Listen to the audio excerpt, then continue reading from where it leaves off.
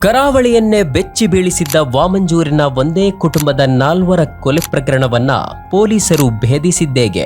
Single number ಲಾಟರಿಯಿಂದ ಸಾಲದಿಂದ ಕಂಗೆಟ್ಟಿದ್ದ ಪ್ರವೀಣ್ ಟಿಫಿನ್ ಬಾಕ್ಸ್ ನಲ್ಲಿಟ್ಟಿದ್ದ ಚಿನ್ನಕ್ಕೆ ಕಣ್ಣು ಹಾಕಿ ಮಾಡಿದ್ದ 4 ಬರ್ಬರ ಕೊಲೆ.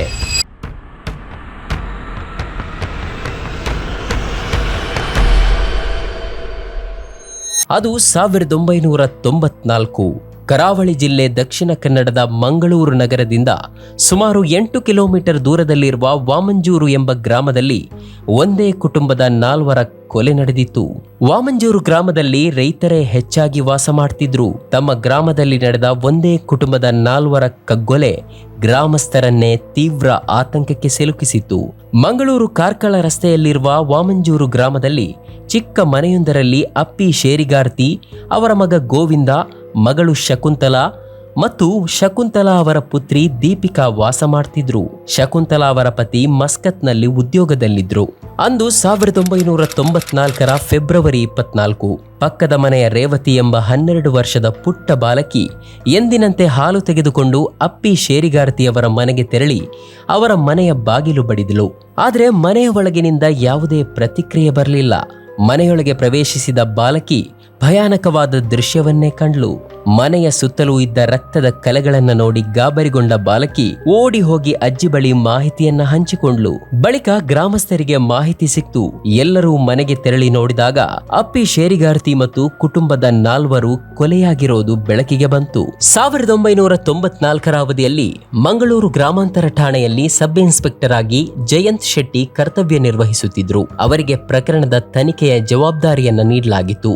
4 ಕೊಲೆ ಬಗ್ಗೆ ಮಾಹಿತಿ ಬಂದ ತಕ್ಷಣ ಸಬ್ ಇನ್ಸ್ಪೆಕ್ಟರ್ ಜಯಂತ್ ಶೆಟ್ಟಿ ತಮ್ಮ ತಂಡದ ಜೊತೆ ಕೃತ್ಯ ನಡೆದ ಮನೆಗೆ ತೆರಳಿ ಪರಿಶೀಲನೆ ಮಾಡ್ತಾರೆ.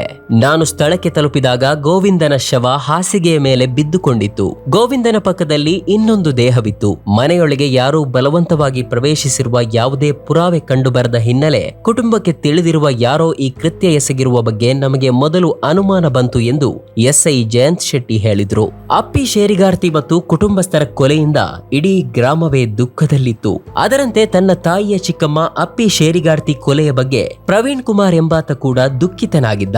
ಗ್ರಾಮಸ್ಥರ ಜೊತೆ ಪ್ರವೀಣ್ ಕೂಡ ಆರೋಪಿಯನ್ನ ಪೊಲೀಸರು ಆದಷ್ಟು ಬೇಗ ಬಂಧಿಸಬೇಕೆಂದು ಒತ್ತಾಯಿಸಿದ. ಪ್ರವೀಣ್ ವೃತ್ತಿಯಲ್ಲಿ ಟೈಲರ್. ಈತ ವಾಮಂಜೂರಿನಿಂದ 56 ಕಿಲೋಮೀಟರ್ ದೂರದ ಉಪ್ಪಿನಂಗಡಿ ಸಮೀಪದ ಪೆರಿಯಡ್ಕ ಗ್ರಾಮದಲ್ಲಿ ಪತ್ನಿಯೊಂದಿಗೆ ವಾಸವಾಗಿದ್ದ.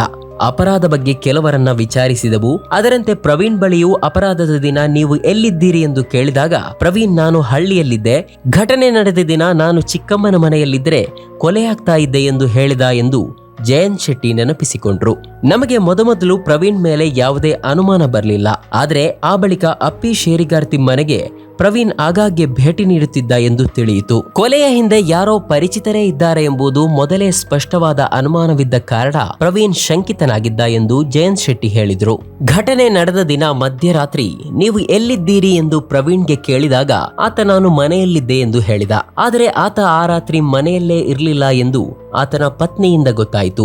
ಮಾಹಿತಿ ಕಲೆ ಹಾಕುವ ನೆಪದಲ್ಲಿ ಆತನನ್ನ ವಿಶ್ವಾಸಕ್ಕೆ ತೆಗೆದುಕೊಂಡ ಪೊಲೀಸರು ಉಪ್ಪಿನಂಗಡಿ ಹೋಟೆಲ್ನಲ್ಲಿ ಅವನಿಗೆ ಊಟ ಮಾಡಿಸಿ ಮಂಗಳೂರಿಗೆ ಕರ್ಕೊಂಡು ಬಂದ್ರು. ದಾರಿ ಮಧ್ಯೆ ಆತನಿಗೆ ಘಟನೆ ನಡೆದ ದಿನ ನೀನು ಎಲ್ಲಿದ್ದಿ ಎಂದು ಹೇಳುವಂತೆ ಪೊಲೀಸರು ಒತ್ತಡ ಹೇರಿದ್ರು. ಕೊನೆಗೆ ಪ್ರವೀಣ್ ವಾಸ್ತವವನ್ನ ಬಾಯ್ಬಿಟ್ಟಿದ್ದಾನೆ. ಮಂಗಳೂರು ಗ್ರಾಮಾಂತರ ಠಾಣೆಗೆ ಬರುವಷ್ಟರಲ್ಲಿ ನಾನೇ ಕೃತ್ಯವನ್ನ ಎಸಗಿರುವುದಾಗಿ ಪ್ರವೀಣ್ ಹೇಳಿದ್ದಾನೆ. ಪ್ರವೀಣ್ ಆ ಭಯಾನಕ ಕೃತ್ಯ ಎಸಗಿದ್ದೇಕೆ? ವೃತ್ತಿಯಲ್ಲಿ ಟೈಲರ್ ಆಗಿದ್ದ ಪ್ರವೀಣ್ ಜೂಜಾಟ, ಸಿಂಗಲ್ ನಂಬರ್ ಲಾಟರಿ ಬಲೆಯಲ್ಲಿ ಸಿಲುಕಿದ್ದ. ಸಿಕ್ಕಾಪಟ್ಟೆ ಸಾಲ ಮಾಡಿಕೊಂಡಿದ್ದ ಪ್ರವೀಣ್ ಅಪ್ಪಿ ಶೇರಿಗಾರ್ತಿ ಮನೆಗೆ ಪದೇ ಪದೇ ಹೋಗಿ ಬರ್ತಿದ್ದ. ಶೇರಿಗಾರ್ತಿ ಮನೆಯಲ್ಲಿ ಟಿಫಿನ್ ಬಾಕ್ಸ್ ನಲ್ಲಿ ಚಿನ್ನಾಭರಣಗಳನ್ನ ಇಟ್ಟಿರೋದು ಪ್ರವೀಣ್ಗೆ ತಿಳಿದಿತ್ತು. ಕೃತ್ಯಕ್ಕೆ 1 ವಾರದ ಮೊದಲೇ ತಂತ್ರ ರೂಪಿಸಿದ್ದ ಪ್ರವೀಣ್ ಅಪ್ಪಿ ಶೇರಿಗಾರ್ತಿ ಮತ್ತು ಮನೆ ಮಂದಿ ನಿದ್ರೆಯಲ್ಲಿದ್ದಾಗ ಅವರನ್ನ ಕೊಲೆ ಮಾಡಿ ಚಿನ್ನಾಭರಣವನ್ನ ದೋಚಿ ಪರಾರಿಯಾಗಿದ್ದಾನೆ. ಪೊಲೀಸರಿಂದ ತಪ್ಪಿಸಿಕೊಂಡು ಪರಾರಿಯಾಗಿದ್ದ ಪ್ರವೀಣ್ ಅಪ್ಪಿ ಶೇರಿಗಾರ್ತಿ ಮತ್ತು ಕುಟುಂಬಸ್ಥರ ಕೊಲೆ ಪ್ರಕರಣಕ್ಕೆ ಸಂಬಂಧಿಸಿ ಪೊಲೀಸರು ಪ್ರವೀಣ್ ಅನ್ನ ಬಂಧಿಸಿ ಬೆಳಗಾವಿಯ ಹಿಂಡಲಗ ಜೈಲಿನಲ್ಲಿ ಇರಿಸಿದ್ರು. 1997ರಲ್ಲಿ ನ್ಯಾಯಾಲಯಕ್ಕೆ ಹಾಜರುಪಡಿಸಲು ಕರೆತರುವಾಗ ಪ್ರವೀಣ್ ಪೊಲೀಸರಿಂದ ತಪ್ಪಿಸಿಕೊಂಡು ಪರಾರಿಯಾಗಿದ್ದ.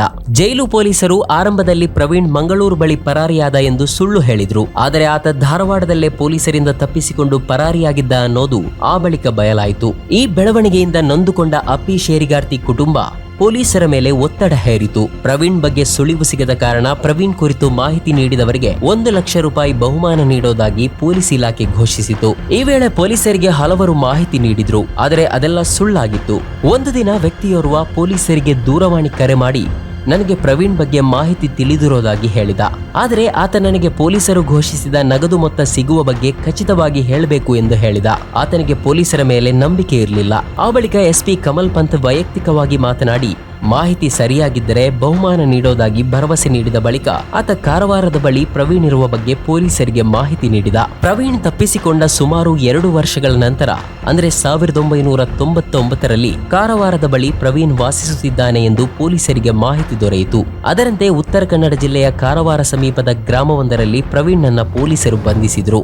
ಮರಣದಂಡನೆ ಶಿಕ್ಷೆ ವಿಧಿಸಿದ ನ್ಯಾಯಾಲಯ.